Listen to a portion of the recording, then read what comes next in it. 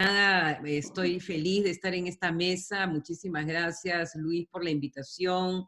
Realmente es un honor estar en la celebración del Bicentenario de la Independencia de Huacho, con Jorge, con Wilmer, con Cristina. ¿No? Y yo un poco lo que traigo es una mirada como un poco general del proceso, de la Expedición Libertadora en sí, como proceso histórico, eh, que parte de dos, digamos, de dos fuentes, ¿no? La primera es el libro sobre la Expedición Libertadora, en la que participa Luis, en la que participa Cristina, que tuvimos una conferencia el año pasado y que el libro ya está en producción, ¿no? Y que era un intento de poner la Expedición Libertadora no solamente en clave continental, pero también en clave regional y en clave nacional, ¿no? Y es un poco lo que voy a hablar, toda esta multidimensionalidad de la Expedición Libertadora, ¿no? Los diferentes espacios geográficos que se van a encontrar, las diferentes decisiones políticas de las que voy a un poco comentarles.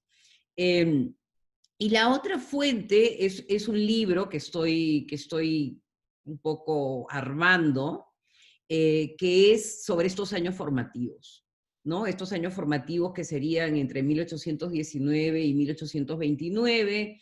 La razón por la cual yo termino con el 29 es por el golpe de Estado en Paita contra el mariscal Lamar, ¿no? Que es el, digamos, el comandante del Batallón Perú en Ayacucho, y es el que le otorga a Huacho su calidad de ciudad cuando él es presidente en su segunda presidencia. Entonces es un ciclo que estoy trabajando y estoy tratando de ver en este ciclo los templetes, ¿no? Políticos, digamos, de político-militares, o sea, los orígenes de toda de una manera de ser política que yo veo que se va a comenzar a repetir a lo largo del tiempo. Yo trabajé la década del 30 con esta colección de cartas que encontré del Mariscal Nieto, 576 cartas que todavía están en Chile, y que me permitió entender, por ejemplo, cuando Cristina menciona a Dionisio Vizcarra es uno de los apoyos de la mar, porque Dionisio Vizcarra se queda y está en el Cusco, ¿no? Cuando estabas mencionando, Luis, a Andrés de los Reyes tiene una hija, su única hija, y se casa con el primer Graña, que es, digamos, la matriz de los Graña y Montero, ¿no? Entonces, esta fortuna que se forma en los albores de la República y que después por relaciones con Gamarra, por relaciones posteriores, se convierte pues en una gran fortuna y entronca con Waldo Graña, que llega, que es el primer Graña que llega al Perú. Entonces de ahí viene, digamos, esta familia que ha estado un poco en el tintero últimamente, ¿no? Entonces, un poco volver a esta idea de que es importante tener personajes en la historia. O sea, que es importante seguirle la pista, como muy bien lo ha hecho Luis, a los personajes. Los personajes te van llevando y te van permitiendo armar sus redes, sus tramas, ¿no? Sus tramas políticas, sus tramas económicas, la repetición de nombres, prefecturas, prefecturas. Es un trabajo que todavía tenemos pendiente en el Perú. Y creo que lo tenemos pendiente, y acá voy a otro tema que ha mencionado Luis, es de que cuando celebramos el sesquicentenario y recibimos el regalo espectacular de la colección del sesquicentenario, la discusión se nos distrajo y nos fuimos a la independencia concedida, que cuando vemos lo que está pasando no tuvo nada de concedida, o sea, había agencia, habían actores, todo el Perú estaba activado, habían batallones que se movían, que sube, como tú muy bien lo ha mencionado también Jorge, puertos que se abren, gente que va, que viene, ¿no? Yo voy a hablar de uno de estos personajes que es Vidal, ¿no? Que es un personaje clave para mí y que probablemente hay que incorporar, me imagino que habrán una serie de biografías, pero digamos que hay que incorporar al relato nacional, porque acá lo que yo quiero un poco presentar son tres temas, ¿no? Y los voy a hacer brevemente, después lo abro a la discusión. El primero, la Expedición Libertadora, como una suerte de madre de todas las guerras. O sea, la Expedición Libertadora marca a la historia del Perú y a la historia del continente, pero más a la historia del Perú, porque ahí se desatan todas las fuerzas que se pueden desatar en una guerra, ¿no? Y lo voy a explicar en un momento. El segundo punto es la expedición libertadora como una maquinaria política militar que entrena peruanos. Entonces, viene una maquinaria político-militar que ya tiene un recorrido por los Andes, se ha parado en Chile, conoce todo lo que se puedan imaginar de intrigas. A Bernardo Monteagudo lo acusan de estar detrás del asesinato de los Carrera, todo. Ellos han visto todo. Esta maquinaria político-militar que, digamos, tiene una base de masónica, ¿no? Porque es una maquinaria burocrática también, viene y se instala como una especie de universidad, una especie de universidad de estrategia, universidad de política, universidad de guerra de recursos, universidad de, como llama Cristina, de la guerra de la seducción, la guerra de la opinión, y marca a una generación de peruanos. O sea, conocemos algunos, ¿no? Y en el caso mío simplemente voy a mencionar, porque estoy trabajándolo, a Vidal.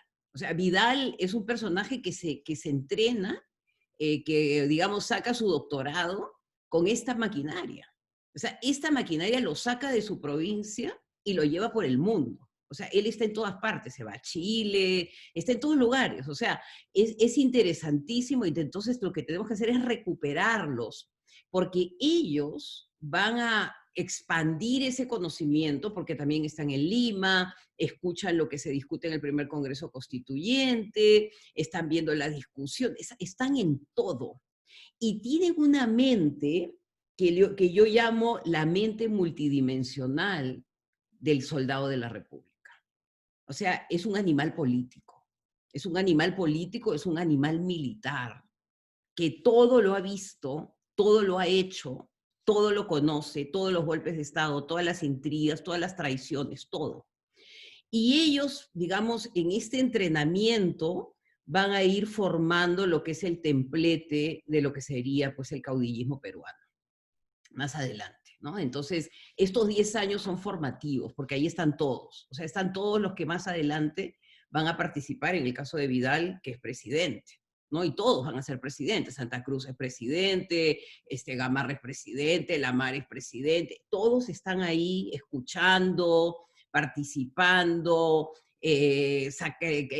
quitándole los recursos a la gente, están en todas, ¿no? Entonces, un poco esa sería mi presentación. Mi presentación sería ver la expedición como una especie de marco general de una historia conectada, o sea que viene la expedición con todo un bagaje que lo deposita en el Perú, o sea, se instala en el Perú y lo expande por el Perú. El segundo punto sería, bueno, ese sería el segundo punto, y el tercero sería mi estudio de caso, ¿no? Que es brevemente, a través del perfil de Vidal, es clarísimo este efecto que va a tener de transferencia, digamos, de transferencia de conocimiento. ¿No? Hay una transferencia de un conocimiento y muy rápido, ¿no? Porque todo va ocurriendo de una manera simultánea y de una manera muy intensa, y tienes ahí a un staff de jefes políticos militares que han estado en todas las batallas, ¿no? Incluso en el caso de Lamar, en las guerras napoleónicas. O sea, ahí está todo lo que tienes que conocer, ¿no? Entonces, es máquina de guerra, es una máquina político-militar de guerra que transfiere tácticas, estrategias, eh, e incluso enseña a traicionar, ¿no? Hay toda una, digamos, una especie de juego de traiciones permanentes, de deslealtades, ¿no? Digamos, la técnica del golpe de Estado también se desarrolla y va logrando, digamos, volverse más sofisticada a lo largo del tiempo, ¿no? Y empieza pues con Asnapuquio, Balconcillo, ¿no? Que van poco a poco formando el libreto de lo que va a ser los golpes militares. Y el lenguaje de los golpes militares, ¿no? Y las mentiras de los golpes militares. Entonces voy a empezar con esta frase que tiene Luis en uno de sus trabajos, un poco para empezar esta idea de posicionar a Huacho y ver cómo la expedición va expandiendo esto, lo que yo llamo una especie de transferencia tecnológica, digamos, ¿no? De tecnología de guerra, de tecnología política, ¿no? De cultura política. En toda la extensión de la costa, desde Pisco hasta Pacasmayo, solo humea la sangre inocente derramada en Huacho por los tiranos. Muchos sacrificios, por cierto, pero ¿a qué otro precio se adquiere la libertad que hoy posee esta capital con una transformación tan prodigiosa, ¿no? Entonces, cómo este lugar, ¿no? Ha sido como una usina, cómo ha sido como un lugar donde se han producido profundas transformaciones, ¿no? Han habido cambios en este lugar que han marcado, ¿no? Y lo que sería interesante es después comenzar a ver cómo han marcado a la tropa, ¿no? ¿Quién es la tropa? ¿Quiénes son los hombres fieles a Vidal? ¿Quiénes son los que siempre lo van a seguir? ¿Quiénes son sus leales? ¿Quiénes son a los que va a llevar a Palacio de Gobierno? ¿Quiénes son a los que va a llevar al Consejo de Estado? Porque todas estas relaciones se van a forjar en estos primeros momentos. Son las relaciones de lealtad del ejército, o sea, de los soldados. Los soldados crean esas relaciones, en el caso de Jorge, mejor que nadie lo sabrá, en la escuela naval, o sea, con tus amigos, con los que comenzaste a estudiar. Entonces, ellos también van a ir creando estas relaciones, que yo las veo clarísimas en en Nieto, ¿no? Nieto fue un discípulo de Lamarck y tiene una relación, digamos, jerárquica, vertical con él, y hasta lo va a tratar de vengar eh, cuando Gamarra lo traiciona, ¿no? Y lo deporta. Entonces, esa sería una primera entrada. Y la segunda, un poco utilizar también para hacerlo breve, lo que dice Roca, ¿no? Que no lo dice para el caso de Huacho, lo dice para el caso que habían mencionado ustedes dos anteriormente, que es la columna de Arenales, que entra a la sierra, ¿no? Y entonces acá lo que dice Roca en su diario, que es también una fuente fantástica, es: mucho me había llamado la atención de todos nosotros el grado de desarrollo en que encontramos el espíritu revolucionario en aquellos pueblos. Enigma que al principio no supimos explicarnos, pero que poco a poco, al andar, descubrimos el origen, ¿no?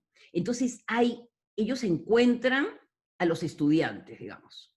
Ellos encuentran la disposición, ellos encuentran la vitalidad. La vitalidad de Vidal es impresionante, o sea, nadador, jinete, todo es Vidal. O sea, son personajes que tienen mucha energía vital, ¿no? Y se ven otros casos, ¿no? Entonces acá un poco Roca para el caso específico de la columna de Álvarez de Arenales, él lo que quiere ver es de que San Martín pues ha sido el que ha hecho el trabajo, ¿no? El que básicamente ha expandido estas ideas de libertad. Y ya después un poco le corrige la plana Mariátegui en las anotaciones de la historia de Pasoldán, cuando dice, no, no, no, acá los peruanos ya desde 1810 tenían en su cabeza muchas ideas, tenían en su cabeza estrategias, y entonces es como una especie de encuentro, ¿no? Entre una formación previa de cada lugar, ¿no? Por eso me parece interesante este concepto que tiene Margaret Najarro de la idea intermitente, de la independencia intermitente, ¿no? Que es como que yo lo visualizo como un árbol de Navidad que se van prendiendo las lucecitas, ¿no? Y en todos los lugares hay como una experiencia previa que se encuentra con la expedición. Y en este encuentro con la expedición va a surgir, digamos, la cultura política regional muy específica, ¿no? Que lo que pasa en Lima, por ejemplo, la discusión entre república y monarquía constitucional, no ocurre en Huacho. En Huacho hay otra discusión, como en el caso, por ejemplo, que ve Elizabeth Hernández con Piura, ¿no? Que en Piura cuando llega la expedición parece que fueran los piratas, porque en su cabeza ellos tienen estas invasiones, entonces un poco las van a sobreponer una a otra, ¿no? Entonces yo creo que ahí está esta dimensión del encuentro, ¿no? Del encuentro de lo que sería la acumulación previa con lo que va a traer esta universidad flotante, ¿no? Esta universidad flotante donde están pues todos estos profesores de todo, o sea, estos que vienen con un conocimiento muy interesante y aparte con los masones, que vienen con la logia, con el secreto y con todo lo demás, ¿no? Entonces, voy a empezar con el primer punto, ya me van a decir el tiempo, no sé cuánto tiempo me falta, em, que es ver como la independencia, la expedición libertadora en una mirada como general, ¿no? Ese sería mi primer punto. El segundo punto es el encuentro entre la expedición, entre la maquinaria y Vidal, ¿no? Que es mi personaje, pero que este personaje, pienso yo, tiene que ser replicado en, digamos, en la milicia y en los reclutas de Vidal, que van a tener el mismo perfil, porque lo van a seguir en esta trayectoria. Él no está solo, él va a ir probablemente con sus paisanos, ¿no? Y hay que identificarlos. Y la tercera es el análisis de la expedición libertadora, que yo creo que ahí nos está abriendo una clave fantástica de análisis, porque nos está llevando a una historia de la contingencia, que es la historia de la guerra.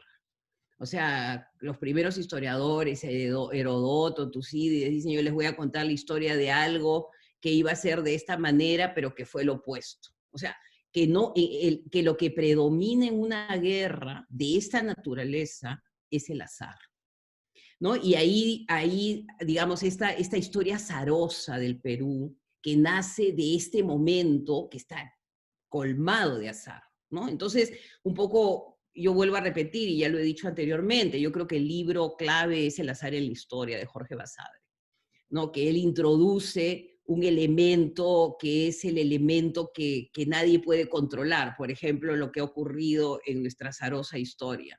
O sea, el presidente cierra un congreso, trata de elegir otro, lo elige y ese congreso lo vaca, ¿no? Entonces, ¿eso qué cosa es? Es azar puro, es hacer algo que te va a crear el efecto opuesto del que tú estabas buscando. Entonces, ese elemento del azar y de la agencia, o sea, el agente humano está tratando de controlarlo, pero muchas veces al controlarlo va a crear el efecto opuesto, ¿no? Entonces,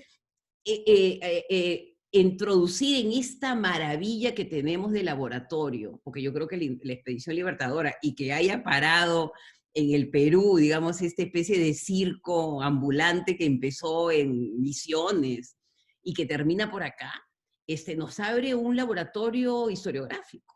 O sea que vamos a tardar años de años, y me gusta el trabajo de los dos, y los felicito, vamos a tardar años de años en abrir las cajas de las cajas de las cajas de todo lo que está ocurriendo de manera simultánea, ¿no? Porque mientras que está ocurriendo algo en la sierra, está la discusión monarquía-república, están deportando a Monteagudo, está saliendo Monteagudo, está entrando otro personaje, un poco como lo que nos pasa ahora, los personajes entran y salen cada 5 minutos, ¿no? Entonces, esa dimensión multidimensional y azarosa es algo que hay que tomar en consideración. Entonces voy a entrar rápidamente al tema en sí de la expedición libertadora.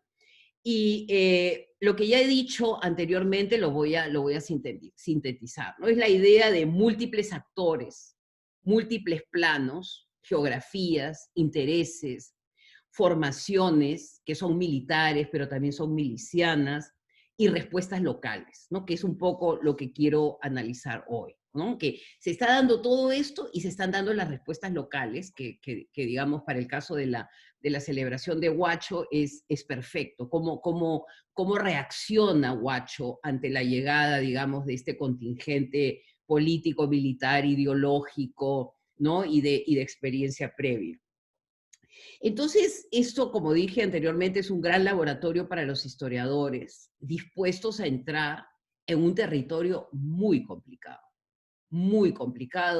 donde uno no va a tener un jingle, ¿no? Una palabrita que te va a resolver. O sea, cada vez, como muy bien lo ha dicho Luis, o sea, Luis dice lo que pensé hace 5 años, ya no lo estoy pensando ahora, ¿no? Y esa es la belleza de la historia, de que nada va a quedar como en piedra, sino que tú constantemente vas a ir reformulando tus hipótesis, porque en eso consiste el lidiar con la contingencia, que cada cierto tiempo yo he regresado a un artículo que escribí hace 20 años y lo he revisado y lo he reformulado, el motín de las palabras, ¿no? Entonces, yo creo que el trabajar con la Expedición Libertadora nos va a abrir un panorama en el que vamos a poder regresar y vamos a poder reflexionar, incluso verificar y cambiar de opinión, porque vas viendo ángulos diferentes, ¿no? Entonces, y lo que también nos permite, no solamente es un ejercicio mental permanente, de permanente cuestionamiento,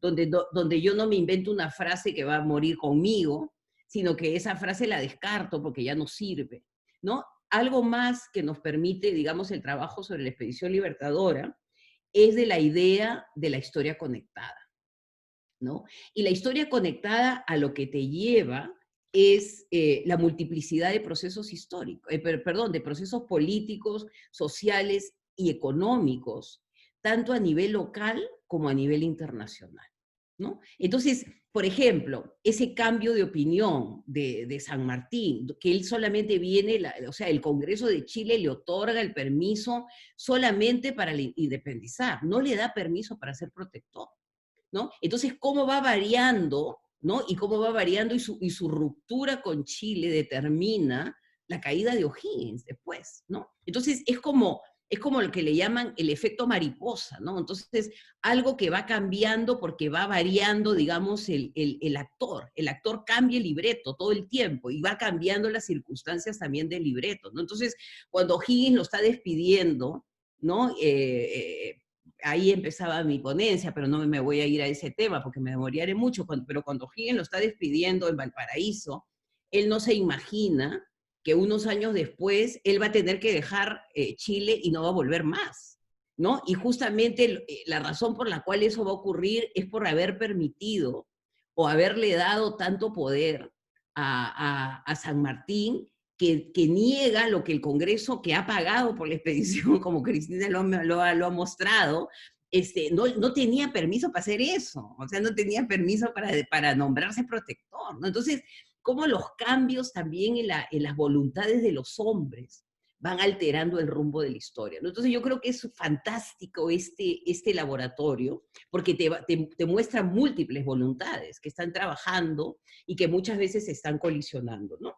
Y todo ello ocurre en el derrumbe de un imperio secular a nivel local y a nivel internacional, ¿no? En donde se están dando el trienio liberal, el regreso del rey, la vuelta al autoritarismo, que va a marcarte también cómo van a reaccionar los actores a nivel local. Por ejemplo, el cambio del eje de la guerra del Atlántico al Pacífico es por un problema que el imperio portugués puede también participar. Entonces hay que cambiar todo y entonces San Martín entra con su propuesta y es apoyado. Entonces, te permite también ver que muchas de las decisiones que están ocurriendo y que la expedición en sí es un producto que no es un producto, digamos, de esta parte del continente, sino es una decisión que se da en Buenos Aires, cuando ya la guerra parece que se está agotando ahí y hay que trasladarla a otro lugar, ¿no? Entonces, ese sería un poco mi entrada, que nos hace dejar de lado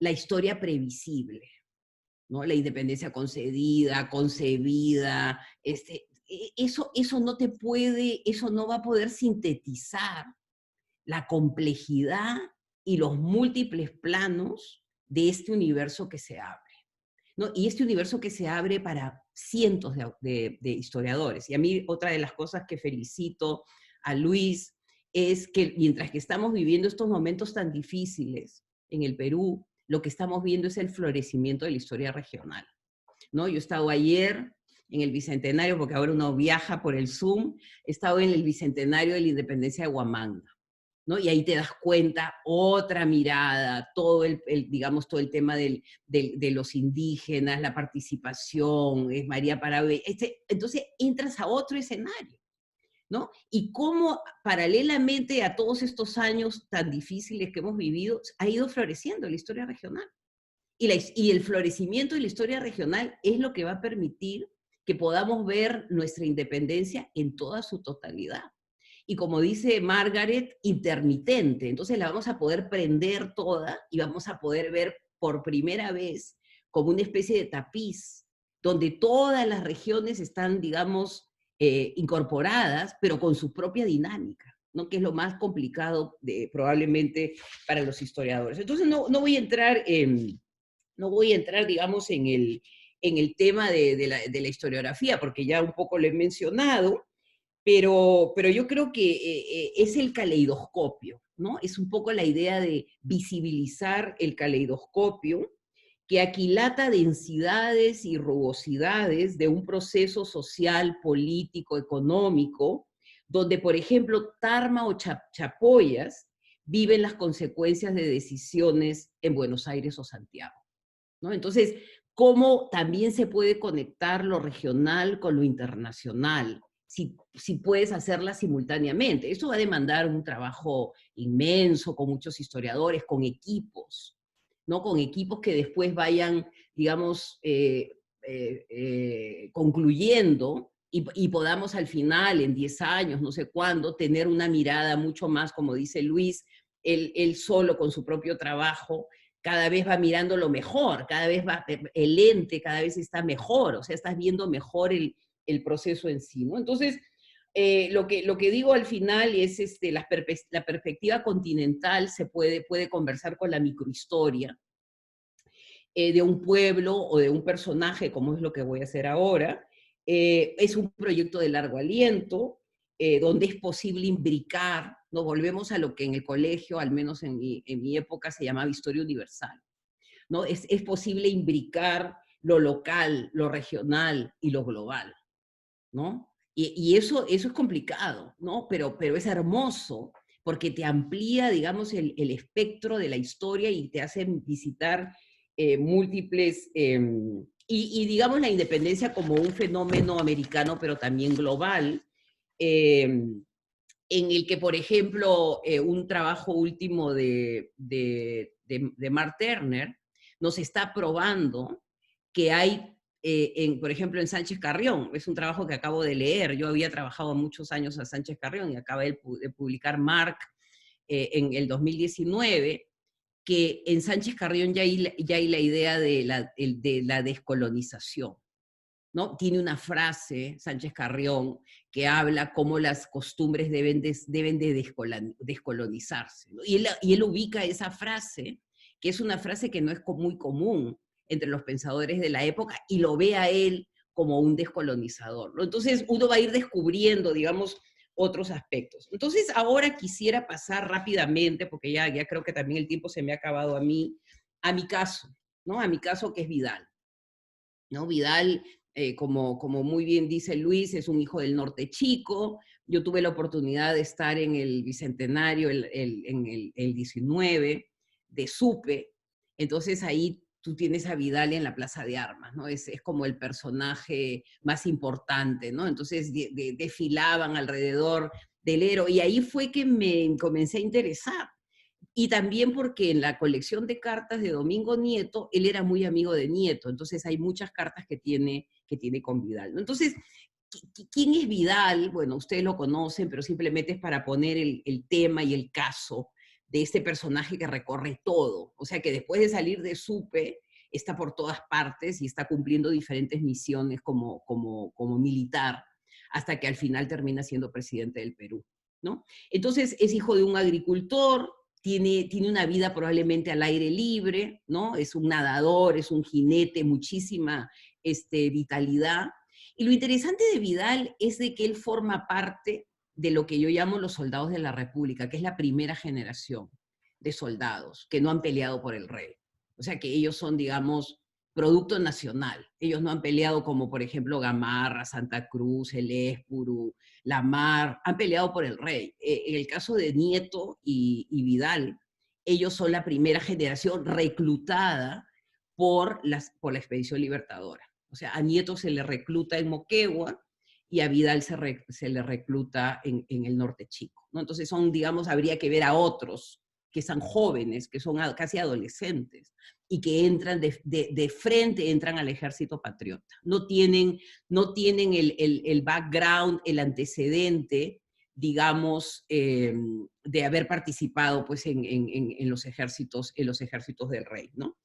En el 5 de abril él está presente en la independencia de Supe, y comienza una carrera, una tarea de establecer contactos con los patriotas, ¿no? Esta mirada de redes, ¿no? De redes, que es un entrenamiento, es el entrenamiento de esta guerra que se plantea a nivel casi continental, ¿no? Y que ellos han traído, digamos, esta estrategia. Él está en la guerra de recursos, ¿no? Está recolectando agua, está recolectando comida, viaja a Chile, se sube en el barco y se va a Chile. Y en Chile está en Valdivia, ¿no? Y en Valdivia tiene, pues, digamos, una prueba de fuego, es en el sur de Chile, y digamos, la vida de él está llena de aventuras. Es como el caso de Castilla, es un personaje que su vida está cruzada por las aventuras, ¿no? Los deportan, regresa. Bueno, en el caso de él hay un naufragio frente a las costas de Guarmey, lo rescatan, ¿no? Entonces, se entera del desembarco de San Martín en Ancón, perdón, y se va en Ancón y se va con unos patriotas de Huacho, ¿no? Entonces, ¿cómo se van desprendiendo ya de la localidad, de lo previsible, y entran en la vorágine de la guerra? ¿No? Y en esa vorágine de la guerra aprenden desde los roles más sencillos, ¿no? Anda, trae agua, anda, tráete los recursos, ahora vámonos a Chile, ahora te regresas, se va a la sierra. Y ahí entra en la columna de Álvarez de Arenales y se dedica a organizar las guerrillas y las montoneras. Este adolescente, este joven de la costa, ya está en la sierra, o sea, estuvo en Chile, se va a la sierra. Está en Lima para la declaración de la independencia. Lo hieren gravemente en la quebrada de Socos, ya parece que se muere y vuelve a la vida y le dan la Orden del Sol en 1821, siendo muy joven, ¿no? Es incorporado en la Legión Peruana, está en la batalla de Mamacona, que es un desastre, sabe de derrotas, aprende la derrota, aprende a asimilar la derrota. Y después del motín de Balconcillo es enviado por Ribagüero a Huánuco. O sea, allí es donde tienen el entrenamiento de comenzar a conocer el Perú. ¿No? Conocer el Perú, ubicarlo al Perú regionalmente, como costumbres, como modos de vida, ¿no? Cuando llega Bolívar, se une colabora con él, se va a la selva, está con unas comunidades de la selva, hostiliza a los realistas en la Oroya, hostiliza a los españoles, viaja a Bolivia, lleva encargos de Sucre, todo esto a caballo. O sea, acá no había tren, no había nada, todo esto era a caballo. O sea, iban, venían, entraban, se subían al barco. O sea, es un entrenamiento, ¿no? Yo siempre me preguntaba, ¿por qué la vitalidad de los caudillos en el 19?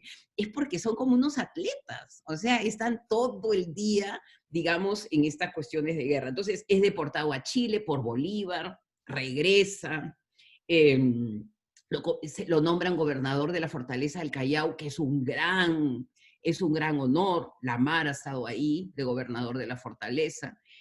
Acompaña a Lamar en la campaña de la Gran Colombia, ¿no? Donde es derrotado el ejército peruano. Después llegan a Piura, en Paita, Gamarra bueno, sí, es un complot. Él está con los complotados y deportan a Lamar. Participa en la Convención Nacional, con los liberales, bueno, con todos.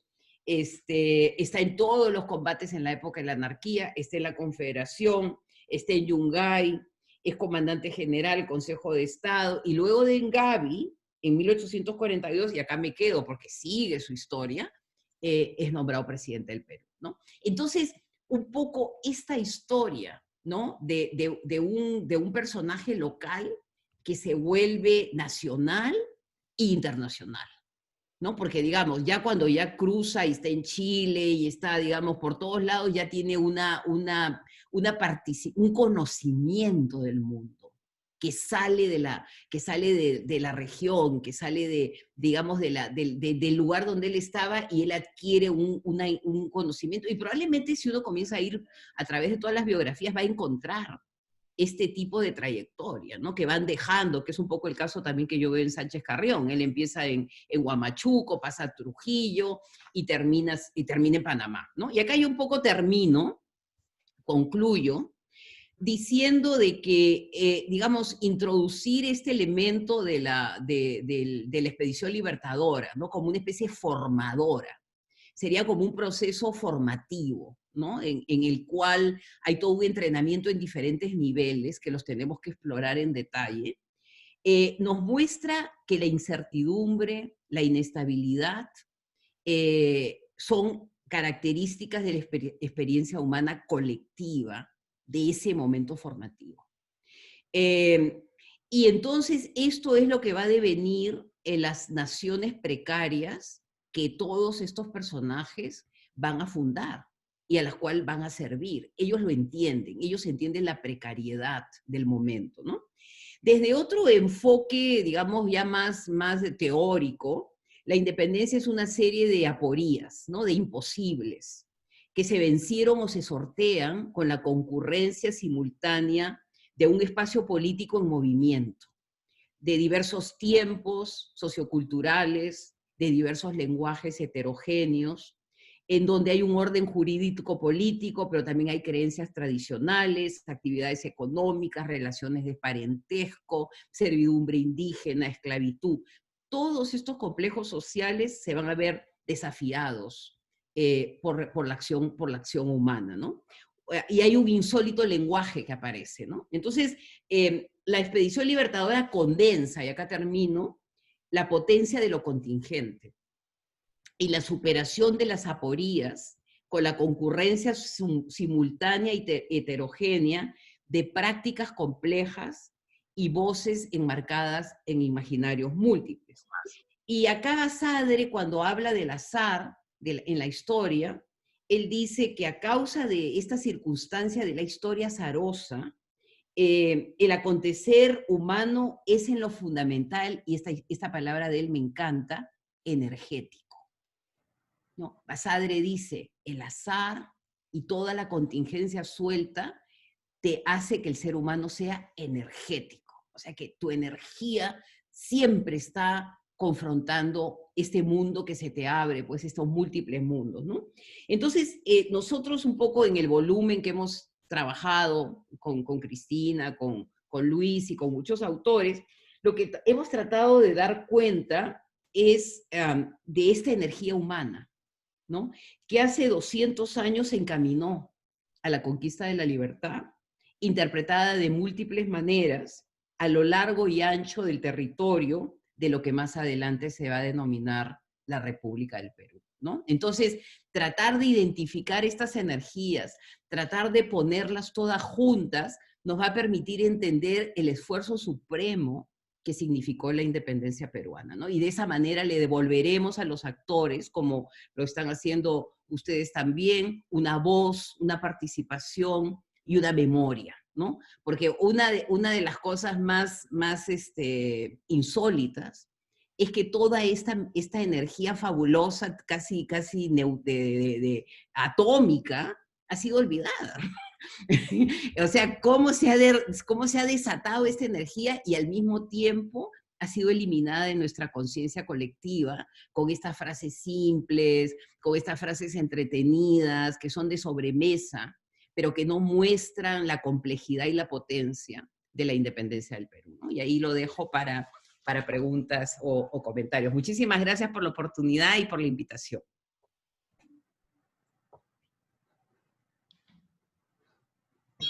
Muchísimas gracias, doctora Carmen, por su valiosa participación esta noche en este importante webinar de conmemoración del Bicentenario. Vamos a invitar a los siguientes expositores para que puedan también participar y dar sus conclusiones respecto a los temas que han expuesto esta noche. Hacemos la invitación a continuación al licenciado Luis Rosado para que también pueda darnos unos alcances y conclusiones respecto al tema que ha tratado la noche de hoy. Muy buenas noches, señor Luis. ¿Qué tal, Johan? Sí, yo creo que se ha cumplido con el objetivo, ¿no? Darle realce a este momento histórico, ¿no? Que todo huachano, ¿no? Debería sentirse orgulloso y que en algún momento se perdió la memoria, como lo he mostrado, pero que la historia nos ha permitido reconstruirlo, recordarlo, ¿no? Y las placas, de alguna manera, son materia que va a vigorizar con este pequeño monumento que hemos realizado hoy día, simbólico, sí, ¿no? Y las publicaciones que se pueden hacer, que van a salir las publicaciones y todo estas posibilidades de seguir investigando el tema, ¿no? Porque el tema de la independencia no termina, recién empieza, ¿no? Tenemos muchos temas más. Eh, He tenido la suerte de consultar una serie de documentos que me permiten a mí ver a Huacho en perspectiva, ¿no? ¿Qué pasa después de la independencia? ¿Cómo estos personajes que participaron también van a seguir ocupando cargos públicos? ¿Cómo viene la distribución de tierras con la privatización de tierras de comunidades después de las leyes de Bolívar? ¿Cómo es que la gente de la Campilla? En fin, hay una serie de temas que tienen que ver con la historia local, ¿no? Que tiene que ver mucho con la identidad, pero que también, si empezamos a conectarnos con las demás historias locales y regionales, van a enriquecer seguramente nuestra manera de ver nuestra historia nacional, ¿no? Y comprender mejor lo que estamos pasando hoy día de repente, ¿no? Exacto. Porque, me ha gustado mucho lo que ha dicho doctora Carmen con respecto al vigor, ¿no? O sea, todo este esfuerzo que se hizo, ¿no? Que la gente lo vivió, lo experimentó, puso en riesgo su vida, ¿no? Cómo es que se ha ido desinflando, ¿no? Y hoy día nosotros, en todo caso, hablando de manera particular de los huachanos y del norte chico en general, ¿no? Ayer lo comentábamos en un foro que teníamos, ¿no? Nosotros no hemos sido escenarios de la independencia, hemos sido actores. Nuestros antepasados han sido actores de la independencia. Por lo tanto, hemos contribuido a construir esta nación, esta república, como hoy día la tenemos, con sus errores y con todas sus carencias, ¿no? Y entonces tenemos una mayor responsabilidad. Para eso creo que nos sirve la historia, ¿no? Para ver lo que hemos hecho y lo que podemos hacer y tenemos que hacer en el sentido de que somos herederos de esta gente que se la jugó, ¿no? Y que hoy día de repente estamos un poco dormidos, no pidamos armas ni guerra, pero sí acción política, ¿no? Exacto. Gracias. Gracias, Johan. Y gracias a quienes han aceptado participar, doctora Maceo, doctor Jorge, doctora Carmen, ¿no? Que le han dado realce a esta actividad. Yo personalmente estoy muy agradecido por su participación, ¿no? Y su palabra, ¿no? Que nos ha ayudado a comprender mejor este momento histórico, ¿no? Y no hay preguntas del público. Yo quisiera hacer un breve comentario. Llevo más de 30 años enseñando estrategia y hay que entender que toda guerra es un acto político, ¿no? Que usa la fuerza, entre otras cosas. Y, digamos, Clausewitz define la guerra bajo 3 ideas, ¿no? Primero, que es un acto político, busca un objeto político. Se ejerce una violencia controlada.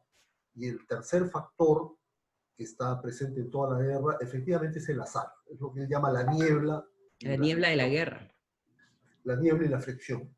Entonces, pero no es un tema preponderante, ahí hay que tener cuidado. O sea, es algo que existe hasta el día de hoy y seguirá existiendo porque una guerra es una confrontación de dos voluntades. Exacto. La formación de esta generación joven, nueva de militares peruanos es también un proceso complejo, ¿no? Nosotros, claro, hay una hornada de jóvenes que se pliegan a la lucha, pero que se pliegan a la lucha sobre un aparato que pervive. Recordemos que nosotros mantuvimos en gran medida todo el esquema español, mantuvimos las reglamentaciones españolas, en el caso de la Armada hasta la década de 1870. Entonces, el caso peruano es diferente a lo que ocurre en los otros espacios de América, quizá excepto en el caso de México, ¿no? Pero acá la forma como se va a ir formando, se va a ir constituyendo este poder militar peruano es enredado, es complejo. No hay un centro de formación. O sea, lo que tenemos son, en realidad, pues, mandos o oficiales que se van armando en cada batallón, unidad que se constituye. Y hay pues una mezcla muy peculiar, ¿no? Efectivamente la política se inserta mucho en esta etapa de la formación de un ejército que al final del día no es nacional, pues. Es más bien la suma de ejércitos locales, ¿no? Y eso alimenta el caudillismo que vive la República, no solo en el siglo XIX. Y es interesante, por ejemplo, el conflicto final, que ahí va a terminar mi libro, que es la deportación de Lamar en 1829, que es un golpe de Estado, es un golpe de Estado en Paita. No es un golpe que se le ponga, digamos, se le identifique dentro de los golpes, pero es un golpe, lo sacan de la cama, lo suben a un barco. Él es un militar que ve la guerra desde el sitio de Zaragoza. O sea, él fue un militar que vivió una guerra de 9 meses, donde los franceses tiraban bombas todos los días. Es otra mirada de la guerra que la mirada que pudo haber tenido Santa Cruz o Gamarra, que son sus enemigos. Entonces, digamos, hay también ese entrenamiento previo, ¿no? ¿De qué guerra me estás hablando? ¿En qué guerra has estado?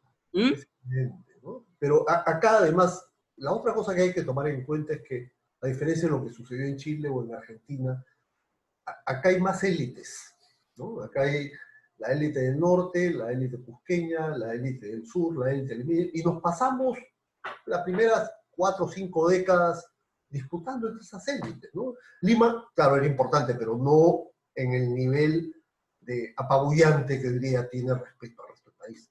Entonces, bueno, pero lo que es interesante es cómo Lima minúscula define la República. no, definitivamente. O sea, sigue siendo la élite más importante. Lima la definió. La diferencia que podemos encontrar el día de hoy, ¿no? Claro. En Chile esto se resuelve muy rápidamente. Entre las dos élites que hay, se resuelve rápidamente. Acá nos arrastra varias décadas y encontramos pues a Gamarra dándole el golpe de Estado a Lamar y este pleito que hay de Ribagüero en fin, acá nos enredamos muchísimo, ¿no? Pero yo creo que hay que ir a esos nudos, hay que comenzar a desatarlos porque creo que vamos a poder entender. Por ejemplo, cuando Sucre, otro tema que es interesante y me pareció interesante que Luis lo mencionara, son, digamos, las voluntades personales. En el caso, por ejemplo, de Gamarra, cuando Sucre dice, él no va a parar hasta ser presidente. O sea, ya lo había fotografiado, ¿no? Entonces existe también la ambición personal del reconocimiento, como dice Basadre en los inicios de la República. O sea, ellos están peleando por el reconocimiento. Pero por supuesto, si no basta con ver la televisión hoy día. Exacto. Y por eso que lo que dice Luis es fantástico, porque si podemos escribir una historia que refleje todos estos apetitos, la gente la va a comprar. Porque va a decir, si Perú están contando lo que está pasando ahora. Tenemos que entender el pasado para poder comprender el presente y mirar hacia adelante. Exacto. Eso somos, con nuestras virtudes y defectos, con nuestras grandezas y miserias. Eso somos. Claro. Podríamos ser mejor, ¿eh? Podríamos ser mejor. Tratemos, por lo menos. Pero bueno, en todo caso, esto arrancó en Guacho. Pero aparte es fantástico. Eso es lo que nos reúne el día de hoy. Yo creo que la expedición y lo que ha hecho Luis con la historia regional, yo creo que allá tenemos que comenzar a rescatar estos esfuerzos que son como a veces solitarios, o sea, haciendo todo junto porque no hay apoyo y tiene que haber mayor apoyo más adelante. Esperemos que para 2024, cuando ya todo esto se haya resuelto y se haya ido la pandemia, podamos, digamos, como dice, ver todo este tapete junto, ¿no? De repente vamos a poderlo ver en mejores condiciones que ahora. Ahora estamos empezando, digamos, como él también muy bien ha dicho, este camino, ¿no? Así que estoy feliz de haber participado con ustedes. Ha sido muy energético, como diría Basadre, y a seguir adelante, ¿no? Porque esto es cuestión de seguir leyendo, seguir buscando fuentes y seguirse entusiasmando con estos personajes, yo creo. Yo quería hacer una pregunta. Tuve que salir un ratito, por eso me perdí un minutito. En realidad son dos preguntas, voy a hacerlas muy cortitas. La primera para la doctora Carmen. Yo he seguido a Vidal mucho, en muchos aspectos. Por ejemplo, a mí, en el relato que hace Vicuña Maquena acerca de él, hablando de Bernales, ¿no? Dice que Bernales busca refugio en Supe y que le enseña a Vidal todo lo que tiene que saber para amar a la patria. Entonces a mí me da la sensación de que varias de las hazañas que se le atribuyen a Vidal son de Bernales, no son de Vidal. Vidal era todavía un chico, ¿no es cierto? Entonces a mí me da esa percepción. Y por otro lado, yo creo que también es un poquito sobrevalorado lo de Vidal en Valdivia, ¿no? Hay algunas cosas Sí, bueno, claro, como un héroe ahí, ¿no? Sí, me parece eso de que por ahí en algún libro he visto, Cochrane decidió ponerle Vidal al fuerte, o sea, eso me parece mucho, ¿no? Pero yo le he oído a usted decir de que Vidal estuvo presente en el 5 de abril y yo tengo muchas dudas al respecto de eso. Y yo A quiero ver. saber cuál es la fuente que le permite a usted decir que Vidal estuvo el 5 de abril. O sea, yo no, particularmente yo no he encontrado y creo que no. Y si estaba, no era parte importante como fueron los demás. Porque, entre otras cosas, en la carta que le escribe Cochrane a O'Higgins, informándole que vienen estos peruanos con él en el barco, lo pone a Vidal al último, ¿no? O sea, puede ser casualidad, pero quizá no, ¿no? Eso es por un lado. Entonces yo quisiera saber cuál es la fuente que nos permite pensar o afirmar que Vidal estuvo el 5 de abril. Yo creo que no. Ya, entonces, primero bien interesante lo que dices de Bernal. Yo lo que creo es que como que ellos vienen un poco para hacer escuela o para proyectar, ¿no? Hay todo un tema de proyección, ¿no? Yo he trabajado, no esta parte, digamos, no soy una experta en Guacho, o sea, ni tampoco en Vidal, pero digamos tenía que preparar algo para la ocasión, ¿no? Entonces me pareció que era un personaje interesante, aparte de verlo en tantos planos. Pero lo que yo he manifestado en general de la Expedición Libertadora es que es la última frontera. Entonces, acá se están jugando, y por eso que rompe, o sea, por eso que San Martín rompe con el Congreso y se nombra protector, porque se tienen que inventar algo para poder, digamos, establecerse. O sea, ya la guerra terminó, ya no te puedes ir a Colombia, ya no te puedes ir a México. Esta es la última frontera y acá se van a quedar. Y acá quieren reconocimiento, quieren, digamos, son políticos profesionales todos. Y quieren, digamos, un sueldo. Monteagudo está viviendo en una casona en Lima. O sea, ya el guerrero ahora dice, el Estado peruano me debe, ¿no?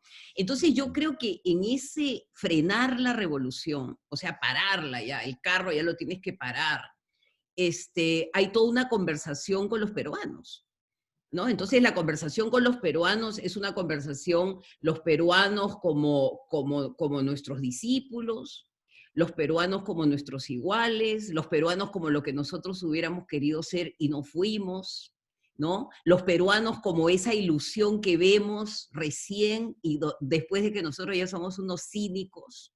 O sea, Monteagudo ha mandado a matar 2 en Chile, se ha cargado a 2. A saber. Y esos son los que conocemos, ¿no? Entonces, yo creo que existe ese vínculo que lo tengo que todavía encontrar, que es un vínculo, ¿cómo llego yo, viejo guerrero, cargado de mi cinismo, y me encuentro con la inocencia de Sánchez Carrión que dice, no importa, yo quiero volver a hacer lo mismo y repetir todos los errores? O sea, entonces hay ahí como una especie de fascinación, ¿no? Esta fascinación por los peruanos y desprecio, porque de Lima hablan que son unos indolentes y todo lo demás. Entonces yo creo que ahí hay algo, una relación que está por explorar. Lo del 5 de abril lo encontré en unas cartas en las que las tengo que buscar, en las que ella está, digamos, ya es una figura y lo pone como parte de lo que ha sido su currículum personal. O sea que está un poquito como faroleando, como diríamos, ¿no? Sí, Entonces, sí. yo estuve ahí, pero tú dices que no estuvo. Ahora, probablemente pudo haber estado en los márgenes. Tampoco Sánchez Carrión estuvo en la independencia, pero la estuvo observando desde el norte. ¿Me entiendes? O sea que ellos sienten que son partícipes también, aunque no hayan sido testigos presenciales.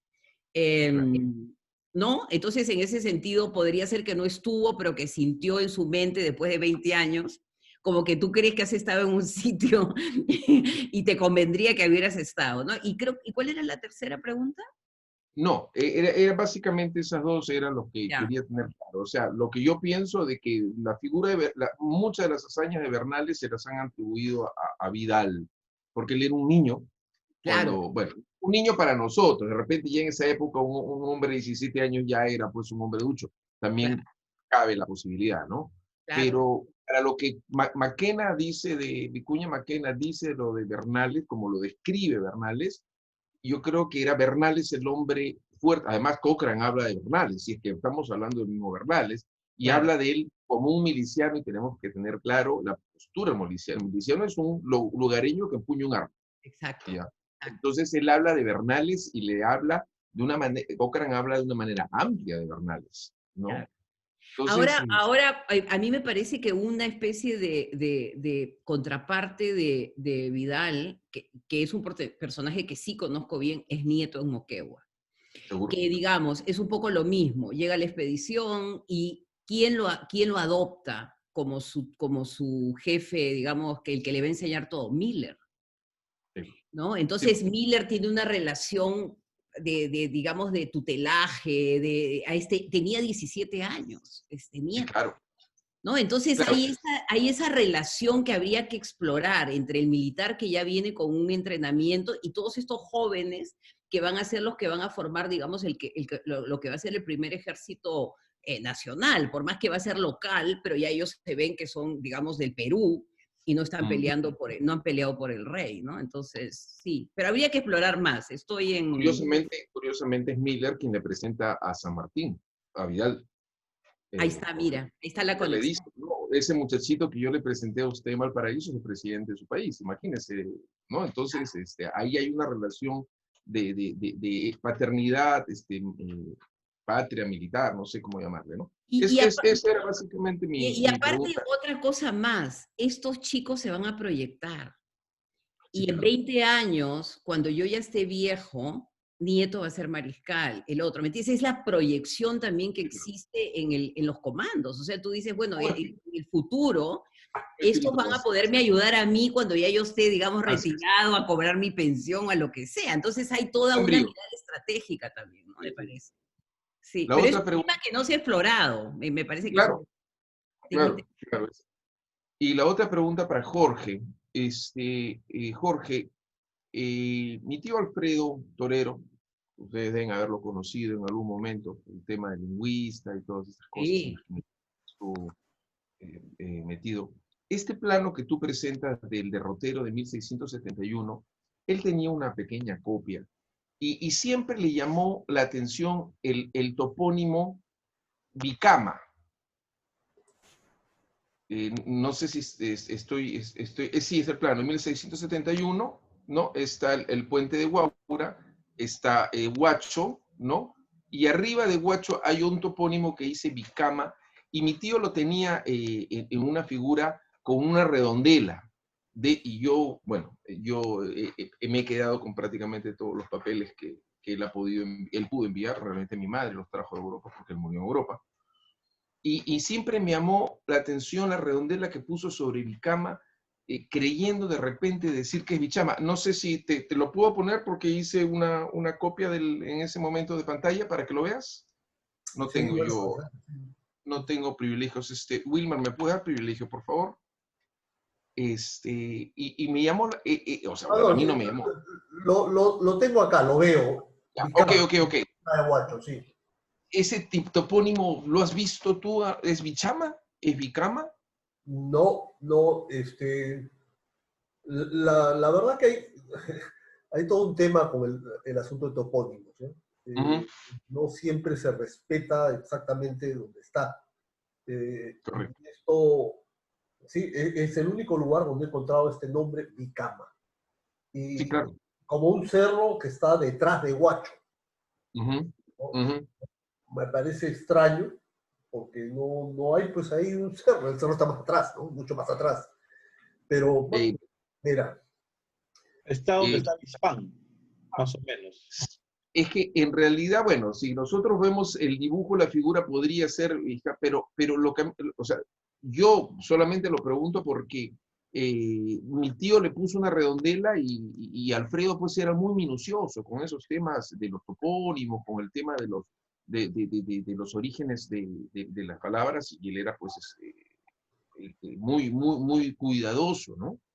Entonces, siempre me pareció, y un día, hace poco estuve encontrando, buscando unos papeles, y dentro del libro, él hizo pues lo de Dioses y Hombres de Guarochirí al lado de José María Arguedas, pero mi tío enfermó y José María Arguedas publicó el libro como estaba, y durante muchos años Alfredo fue corrigiendo su traducción. Y ahí dentro de esas correcciones encontré el papelito con... Entonces me quedó la duda, porque si es que él le había puesto un círculo es porque en realidad para él era qué sé yo, una materia pendiente, investigar por qué ese topónimo está ahí, ¿no? Porque pareciera, o sea, lo más cercano que los lugareños tenemos de ese topónimo es Bichama, ¿no? Y para las cosas que está haciendo Ruth, lo de Bichama está pues más al norte de Huacho, no ahí. Entonces, por eso Entonces, ese es el único mapa donde tú has visto ese topónimo, o lo has encontrado en... No, Vicama es el único donde he visto eso. En los otros planos, más bien, figura Vegeta o cosa por el estilo, pero en el plano que presenté sobre Vegeta, en la parte alta, ahí hay unas edificaciones aparentemente prehispánicas que corresponden a lo que hoy día es Bichama, ¿no? Por eso, claro, o sea, por eso, de Sí. repente, esa es la curiosidad de Alfredo. Esa es la curiosidad que dejó Alfredo. Y bueno, quedará como pendiente. Gracias. Gracias. Ahí hay muchos nombres que evidentemente son nativos, ¿no? Pero además hay que acordarse que ya en el periodo Inca hay un grupo de mitimaes, moches, que son establecidos en Carquín, ¿no? Y que después son referidos como el ayo trujillano, ¿no? Claro. Entonces, hay una mezcla ahí de lenguas y que se traducen en topónimos que yo creo que nos falta un trabajo serio de toponimia histórica, ¿no? Ah, sin duda. Sin duda. Sin duda. Eso y semiótica de la independencia, ¿no? Crear rostros de... Esa es una deudaza que tenemos nosotros, que el 71 debió hacerse, ¿no? O sea, que si no teníamos dibujos de crear los rostros de todos nuestros personajes. Darles un rostro, ¿no? Yo siempre recuerdo una anécdota chiquitita. Dice que Picasso había pintado a Madame Furet, que era la mujer más bella de Madrid, siendo francesa. Entonces un crítico del ABC fue a verla, ¿no?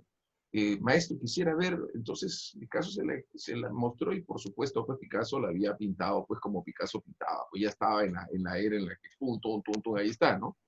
Entonces dice que Hidalgo, creo que se pide a este crítico, miraba la pintura de Picasso y ya después un rato se atrevió a decirle, disculpe maestro, no se parece a Madame Furet.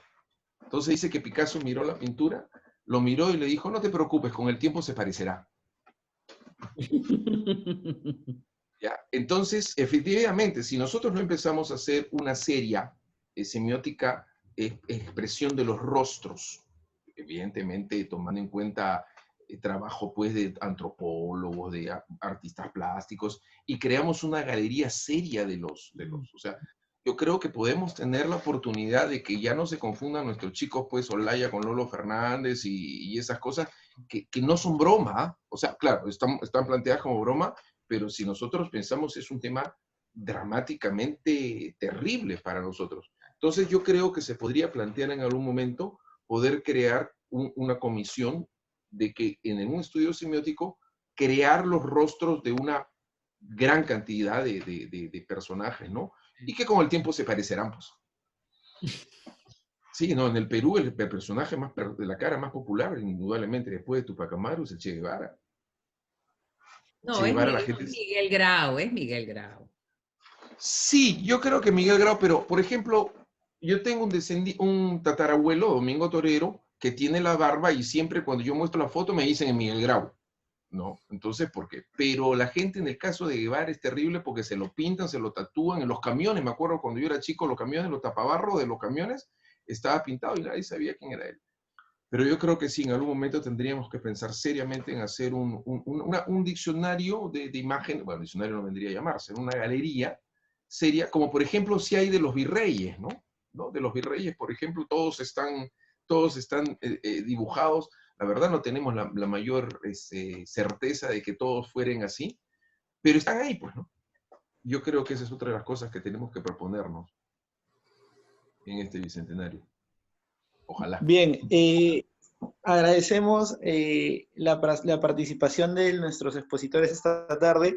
Quisiéramos continuar, pero ya estamos contra el tiempo. Aún así, estamos justo a nombre de la Dirección Regional de Comercio Exterior y Turismo, agradeciendo la valiosa participación de nuestros expositores esta noche. Agradecemos de manera especial a Bruno Gutiérrez, al doctor Jorge Ortiz Otelo, a la doctora Cristina también que nos ha estado acompañando, al licenciado Luis Rosado, doctora Carmen, muchas gracias también por su participación. Y bueno, de esta manera estamos ya concluyendo esta ruta de conmemoración del Bicentenario de la Independencia del Perú aquí en la región Lima. Agradecemos la participación también de cada una de las personas involucradas en este webinar y por supuesto pues los invitamos a todos a seguir participando de esta ruta de conmemoraciones que está muy interesante y vamos a seguir todavía hasta el día 3 de diciembre. Gracias a todos por su participación y bueno, ya estaremos al finalizar esta ruta de conmemoraciones haciendo una invitación formal también para que todos los expositores puedan recibir la certificación a nombre de la Dirección Regional de Comercio Exterior y Turismo como parte de la clausura de esta ruta de conmemoraciones. Sin nada más que acotar, gracias a ustedes por estar con nosotros conectados esta noche. Buenas noches. Gracias también. Buenas noches a todos. Buenas noches, cuídense. Gracias. Gracias, doctora Cristina. Gracias, doctora Carmen. Hasta luego. Gracias. Doctora Carmen.